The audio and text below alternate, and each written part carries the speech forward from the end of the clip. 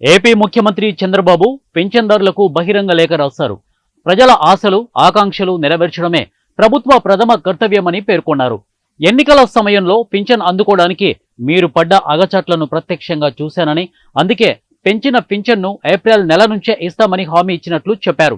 తాజాగా జూలై 1న రాష్ట్రంలోని 28 వర్గాలకు చెందిన 65,18,496 మంది పింఛన్ లబ్ధిదారులకు ఇంటి వద్దనే అందిస్తామని చంద్రబాబు తెలిపారు.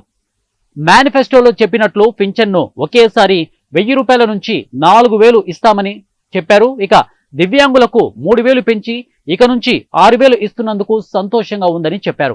3 నెలలకు పెంచిన 3000, జూలై నెల పింఛన్ 4000 కలిపి మొత్తం 7000 రూపాయలు మీ ఇంటికి తెచ్చి ఇస్తామని అన్నారు. సంక్షేమ పాలకుడు, సామాజిక పింఛన్ విధానానికి ఆద్యుడు అయిన స్వర్గీయ ఎన్టీఆర్ పేరును తిరిగి ఈ పింఛన్ల కార్యక్రమానికి పెట్టినట్లు వివరించారు. ప్రజల ఆశలు, ఆకాంక్షలు నెరవేర్చడమే తమ ప్రభుత్వ ప్రథమ కర్తవ్యమని చంద్రబాబు తన లేఖలో పేర్కొన్నారు. కొత్త ప్రభుత్వం ముందు అనేక ఆర్థిక సమస్యలు ఉన్నప్పటికీ ప్రజా సంక్షేమం విషయంలో ఎట్టి పరిస్థితుల్లోనూ రాజీ పడబోమని చెప్పారు. పింఛన్ల పెంపుతో ప్రభుత్వంపై నెల నెల అదనంగా 819 కోట్లు భారం పడుతుందని చంద్రబాబు తన లేఖలో పేర్కొన్నారు. అయినప్పటికీ ప్రజా శ్రేయస్సు కోసం ఈ నిర్ణయాన్ని వెంటనే అమల్లోకి తెచ్చినట్లు కూడా వివరించారు. పెరిగిన పింఛన్తో మీకు ఆర్థిక స్వావలంబన, భరోసా లభిస్తోందని ఆశిస్తున్నాం. ప్రజా భద్రత మా బాధ్యత.